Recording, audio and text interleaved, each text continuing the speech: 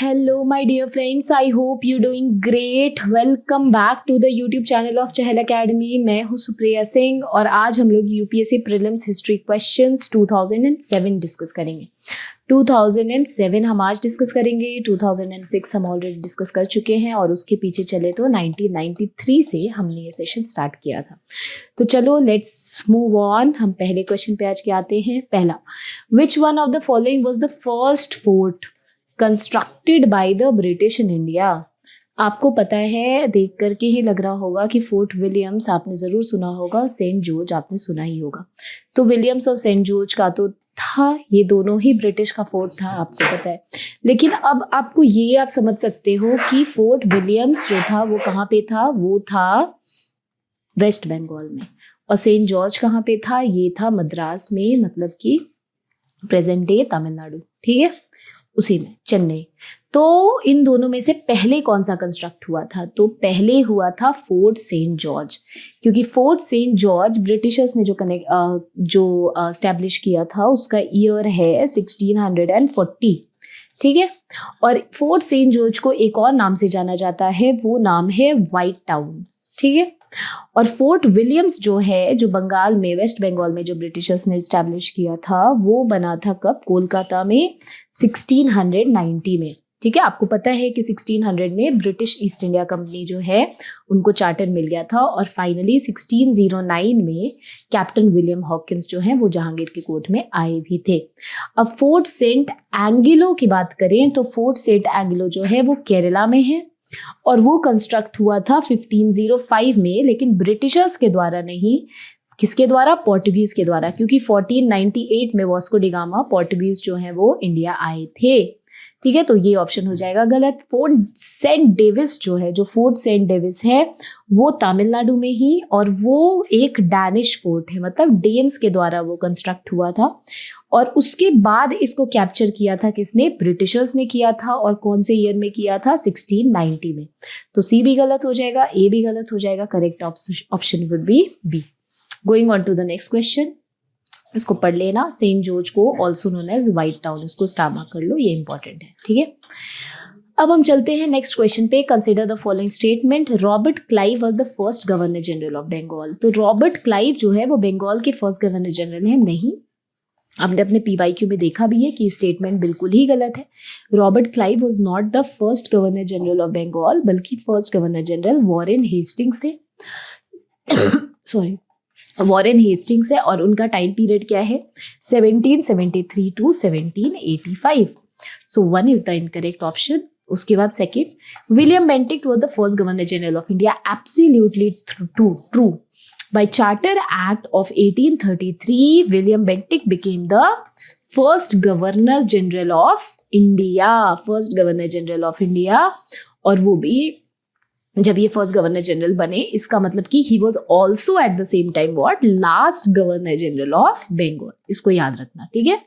तो बेसिकली यहाँ पे क्या हो जाएगा? 2 would be the correct option. अब चलते हैं हम लोग आगे। थर्ड क्वेश्चन देखो, who among the following Europeans were the last to come to pre independence India as traders. तो आपको अराइवल ऑफ यूरोपियंस मैंने पहले भी बताया है और अभी भी मैं आपको क्रोनोलॉजी बताऊंगी, जो कि कैसे है। Portuguese, Dutch, English, Danes and after that last में फ्रेंच। और ऐसा कहा जाता है कि Portuguese were the first to come to India and they were the last to leave India. अब पोर्टुगीज का टाइम पीरियड तो आपको पता है 1498 with the arrival of Vasco da Gama. Dutch जो है वो 1500s के पास आए थे, और जो इंग्लिश है आपको पता है 1600 में आए हैं। और डेन्स जो हैं 1609 में फर्स्ट आए हैं, कैप्टन विलियम हॉकिंस अपने हेक्टर शिप पे in the court of Jahangir. और जो डेन है वो 1616 में आए हैं, और फ्रेंच जो है फाइनली वो 1664। इसका मतलब कि लास्ट कौन हो जाएंगे? लास्ट हो जाएंगे French. So C would be the correct option here. अब देखो, the ruler of which one of the following state was removed from power by British on the pretext of misgovernance. तो आपको मैंने बताया हुआ है कि लॉर्ड लिटन की टाइम पीरियड क्या है? 1848 से 1856, ठीक है।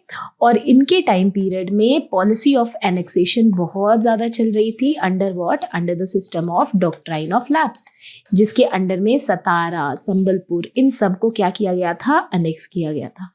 अब हम बात करें तो अवध की, तो झांसी, सतारा, इन सबको किस पे किया गया था, डॉक्ट्राइन ऑफ लैप्स के आधार पे। फ्रेंच तो ऑप्शन ही गलत है। अवध जो है इसको भी अनेक्स किया गया था 1856 में, इसका मतलब कि 1857 रिवोल्ट के बिल्कुल एक साल पहले। और अवध को जो अनेक्स किया गया था ये इस बेसिस पे नहीं किया गया था, मतलब डॉक्ट्राइन ऑफ लैप्स के बेसिस पे नहीं किया गया था। अवध को अनेक्स किया गया था किस पे, मिस गवर्नेंस के बेसिस पे, यानी कि एक बहाने पे, जो भी एक रीजन माना जाता है रिवोल्ट ऑफ 1857 का। So finally the answer would be A. ठीक है। अब देखो question number 5। The first factory act restricting the working hours of women and children and authorising the local government to make necessary rules was adopted during whose time. तो it was adopted during the time of Lord Ripon, क्योंकि आपको पता है कि Lord Lytton जो थे he was not lenient towards Indians. William बेंटिक्ट और Lord Canning जो थे इनका इनसे कुछ नहीं लेना देना है, क्योंकि जब फर्स्ट फैक्ट्री एक्ट आई थी उस टाइम पे 1881 में आई है फर्स्ट फैक्ट्री एक्ट। ठीक है। और उस टाइम पे जो गवर्नर जनरल थे वो कौन थे, जो वाइसरॉय थे वो कौन थे, लॉर्ड रिपन थे, क्योंकि लॉर्ड रिपन का टाइम पीरियड हमने पीवाईक्यू में डिस्कस कर रखा है 1880 टू 1884 है ना। लॉर्ड बेंटिक, जो विलियम बेंटिक थे वो कौन है, first governor general of India, हमने अभी बात करी, यानी कि इनका ही केम अराउंड व्हाट टाइम 1835 के आसपास। अब देखो लॉर्ड कैनिंग का आपको पता है कि 1856 टू 62 इनका टाइम पीरियड है, और लॉर्ड लिटन का आपको पता है कि 1876 टू 1818 का टाइम पीरियड है। So the answer would be B, C, Lord Ripon, क्योंकि he was lenient towards what, lenient towards the Indians. और इन्हीं के टाइम पे फर्स्ट फैक्ट्री एक्ट भी पास हुई है। एट द सेम टाइम इन्हीं के टाइम पे हमने बहुत सारी चीजें देखी है, जैसे इल्बर्ट बिल कंट्रोवर्सी, पीवाईक्यू में हमने डिस्कस किया है।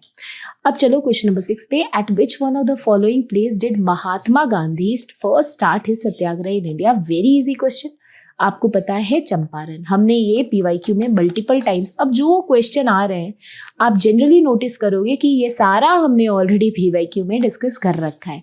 चंपारण पहले होती है, उसके बाद अहमदाबाद सेकंड होती है, खेड़ा थर्ड होती है, और बारडोली सत्याग्रह तो 1928 में अंडर सरदार वल्लभ भाई पटेल होती है। यानी कि ऑप्शन क्या हो जाएगा, ऑप्शन हो जाएगा सी।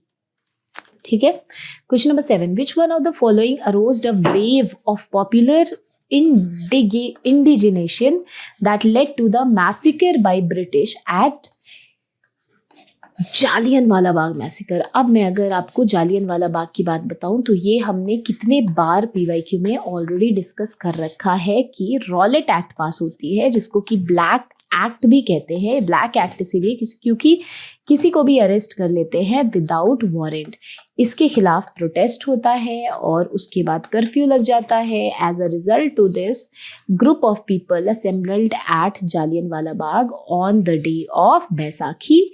It was the day 13th April 1919, और इसी दिन जनरल ओडायर द्वारा कराई गई फायरिंग में बहुत सारे लोगों की मौत हो जाती है, and that is known as what, Jallianwala Bagh massacre. तो ये किसके लिए हुआ था, ये ऑब्वियसली रॉलेट एक्ट के ऑपोजिशन में हुआ था, राइट। तो फिर ये हो जाएगा इसका करेक्ट आंसर। अब चलो क्वेश्चन नंबर 8 पे, असर्शन और रीजन वाला क्वेश्चन है। अकॉर्डिंग टू वेवल प्लान कब आई है भाई, 1945 में। ठीक है। The number of Hindu and Muslim members in the executive council were to equal, absolutely right. Wavell thought that this arrangement would have avoided the partition of India. नहीं, ऐसा कुछ भी नहीं सोचा था वेवल ने। एक्चुअली ये जो आया था ये हमारे को डोमिनियन स्टेटस की बात जब चल रही थी इंडिपेंडेंस के टाइम पे, इंडिपेंडेंस के पहले 1945 में, तब ये प्लान आया है। और बेसिकली ये जो प्लान आया था ये पॉलिटिकल कोऑपरेशन के लिए आया था। ब्रिटिश एक्सपेक्ट कर रहे थे कि इंडियंस क्या करें, पॉलिटिकली कोऑपरेट करें। So basically answer would be what, assertion is true but reason is false. ठीक है। Hindu Muslim members executive council में इक्वल होंगे ये तो था, बट इनका मोटिव ये नहीं था कि पार्टीशन ना हो, उसको अवॉइड किया जाए। So now going on to the next question, who among the following started the newspaper Som Prakash. ये एकदम स्ट्रेट फॉरवर्ड क्वेश्चन है आपके एनसीईआरटी से, और इसका आंसर हो जाएगा ईश्वर चंद्र विद्यासागर। सोम प्रकाश बेसिकली एक वीकली न्यूज़पेपर थी, ठीक है। ये एक वीकली न्यूज़पेपर थी और ये पब्लिश हुई और ये कब स्टार्ट हुई थी? 1859 से ये स्टार्ट हुई थी भाई ईश्वर चंद्र विद्यासागर। अब हम चलते हैं नेक्स्ट क्वेश्चन पे। आप देखो, who among the following wrote the book Babu Vivah? Babu Vivah, बाबू उस समय जो रिच पीपल होते थे उनको कहीं ना कहीं रिच मिडिल क्लास या फिर उनको बाबू कहा जाता था, और विवाह मतलब क्या हो गया? शादी और मैरिज। और ये जो लोग होते थे they would marry many women, मतलब बेसिकली व्हाट? पॉलीगाइनी। और पॉलीगाइनी के अगेंस्ट ये किताब लिखी गई थी बाई ईश्वर चंद्र विद्यासागर। ठीक है, तो ईश्वर चंद्र विद्यासागर ने ये किताब बाबू विवाह लिखा था, और ये इन्होंने लिखा था कहाँ? बंगाल के पॉलीगैमी के सिस्टम में। ठीक है, बंगाली को बाबू कहा जाता था उस टाइम पे, बंगाल के पॉलीगैमी को सिस्टम में, और ये ईयर 1855 में लिखा गया था ये वाला किताब। ठीक है, so now going on to the next question, question number 11। The song Amar Sonar Bangla written during the Swadeshi movement. Swadeshi movement कब हुआ था? स्वदेशी एंड बॉयकॉट 1905 में, जब partition of Bengal Lord Curzon announce करते हैं उसके रिस्पॉन्स में हुआ था, प्रोटेस्ट में हुआ था स्वदेशी movement. So it is about what? 1905 1906। ठीक है, of India inspired the liberation struggle of Bangladesh. लिखा किसने था? आज के डेट में जो अमर सुनार बांग्ला है वो बांग्लादेश का नेशनल एंथम भी है, राष्ट्रगान बांग्लादेश का नेशनल एंथम है। आप मुझे कमेंट में बताओ कि इंडिया का नेशनल एंथम या इंडिया का राष्ट्रगान क्या है और वो किसने लिखा था? I need it the answer in the comment section. तो ये लिखा गया था बेसिकली रविंद्रनाथ टैगोर के द्वारा। ठीक है, 1905 में लिखा गया था ये। चलो अब नेक्स्ट क्वेश्चन पे आते हैं हम। Where is the famous Vijay Vitthal temple having 56 carved figures emitting musical notes located? Basically Vijay Vitthal temple में कहते हैं कि जो कार्व्स, जो पिलर्स हैं उसमें सा रे गा मा पा धा नी सा पिलर है। तो ये कहाँ पे लोकेटेड है? तो आपको पता होगा विजय विठाल टेम्पल जो है वो हम्पी में है, और हम्पी का है कर्नाटका में। आपको पता होगा हम्पी जो भी टेम्पल आर्किटेक्चर है उसको यूनेस्को वर्ल्ड हेरिटेज साइट का भी रिसेंटली क्या मिला है? इनको इसका स्थान मिला है। ठीक है, इनको उपाधि मिली है किसकी? यूनेस्को वर्ल्ड हेरिटेज साइट का, टैंजिबल हेरिटेज साइट में इनको लिस्ट में एनलिस्ट किया गया है, लिस्ट में रखा गया है। ओके, अब विजय विठाल टेम्पल कहाँ पे है? Hampi Karnataka. Is renowned for its 56 carved pillar that emit musical notes. Dedication किसका है? लॉर्ड विष्णु, जिनको की जो कि एक विठाल के फॉर्म है। ठीक है, साउथ इंडिया में कर्नाटका महाराष्ट्र में लॉर्ड विष्णु का ही एक अवतार विठाल माने जाते हैं। और ये बना था कब? 15वीं शताब्दी में। किन्होंने? देवराया टू। अब देवराया टू हमें पता है कि ये संगमा डायनेस्टी के किंग थे। संगमा डायनेस्टी किससे रिलेटेड थी? संगमा डायनेस्टी थी विजयनगर किंगडम से रिलेटेड। ठीक है, अब मेरा यहाँ पे सवाल है कि कृष्ण देवराय कौन से डायनेस्टी के थे? संगमा, सुलवा, तुलवा या अराविडू? ऑप्शन में आप मेरे को कमेंट में बताओ।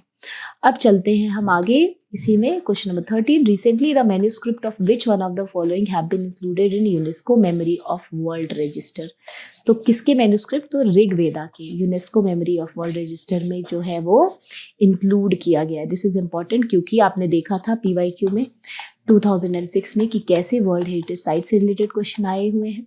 उसी के बाद यूनेस्को के वर्ल्ड हेरिटेज साइट से रिलेटेड क्वेश्चन 2016-17 में भी आपको मिलेंगे, 2023 में मिलेंगे, 2024 में भी मिलेंगे। तो बेसिकली ये टॉपिक इंपॉर्टेंट हो जाता है। हम आगे आगे जैसे PYQ डिस्कस करेंगे हम इसको और डिटेल में देखेंगे। चलो देख लो आप। Correct answer D, the manuscript of Rigveda were included in UNESCO Memory of World register.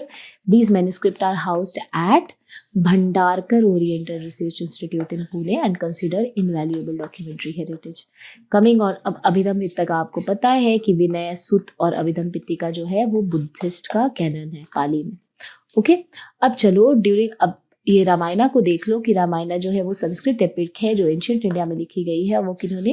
Valmiki ऋषि ने लिखी है। और रामायणा जो है वो हिंदी में बाद में लिखी गई किनके द्वारा? तुलसीदास के द्वारा। ठीक है, और महाभारत आपको पता है कि संस्कृत एपिक है जो कि ऑलमोस्ट 600 BC के आसपास की किताब है, जो कि कौरव और पांडव के लड़ाई की बात करती है। चलो अब चलते हैं हम question number 14। During the time of which Mughal emperor did English East India Company establish first factory in India. तो आपको मैंने कितनी बार पीवाईक्यू में डिस्कस किया है कि 1600 में चार्टर मिलता है, 1609 में कैप्टन विलियम हॉकिंस जो हैं वो ब्रिटिश के आते हैं इंडिया में, किसके कोर्ट में, जहांगीर के कोर्ट में, हेक्टरशिप से आते हैं परमिशन लेने स्टैब्लिश करने के लिए फैक्ट्री, और फाइनली 1613 में first factory at post of East India Company वो स्टैब्लिश्ड एट सूरत। ठीक है, सो दिस इज इट। अब चलते हैं so C, correct answer is C, English East India Company establish first factory in India at Surat 1613 with the permission of Mughal emperor Jahangir. Next question, who among the following give a systematic critic of moderate politics. Moderates को कौन critic करता था of INC in series of article entitled new land for. तो obviously इनको critic करने वाले कौन होंगे, ऑब्वियसली एक्सट्रीमिस्ट होंगे। तो औरबिंदो घोष एक एक्सट्रीमिस्ट थे, R C Dutt was a moderate, ठीक है, V Raghavachari was also a moderate, sir Syed Ahmed Khan जो थे वो ना ही मॉडरेट थे ना ही एक्सट्रीमिस्ट थे, he didn't belong to INC. So basically क्या हो जाएगा, इसका आंसर हो जाएगा औरबिंदो घोष। इनकी ये जो किताब है new lamp for old, this is very very famous. और ये जो क्वेश्चन है कि न्यू लैम्प फॉर ओल्ड किन्होंने लिखा है, तो याद रखना कि ये यूपीएससी में तो आया ही है, ये स्टेट पीसीएस में भी मल्टीपल टाइम रिपीट हुआ है ये वाला क्वेश्चन। ठीक है, चलो अब नेक्स्ट पे चलते हैं हम लोग। Okay, so the question is finish now. इसका डिटेल देख लो। A prominent nationalist philosopher and key leader of extremist faction within INC wrote a series of article titled New Lamp for Old. These articles published in Bengali newspaper Bande Mataram critic the moderate politics of Congress. कौन से moderate politics क्या थी, 3 P's है ना, prayer, petition and protest, advocating for a more radical and assertive stance in fighting for independence। मतलब कि revolution करो भाई, रेवोल्यूशन। ये चलो, so thank you so much. आपको ये सेशन बहुत ही छोटा और बहुत ही इंटरेस्टिंग भी लगा होगा क्योंकि इसमें क्वेश्चंस कम थे, एंड हमने जितना पीवाईक्यू अभी तक डिस्कस किया है उस हिसाब से उसको डिस्कस करते करते हमने देखा कि इसमें भी लगभग 4 to 5 क्वेश्चंस हमें पीवाईक्यू के दिख ही गए थे, है ना। So see you in the next test discussion, sorry see you in the next question discussion of the next year 2008, 2009, 2010 onwards. So yes, thank you, have a great day, bye bye.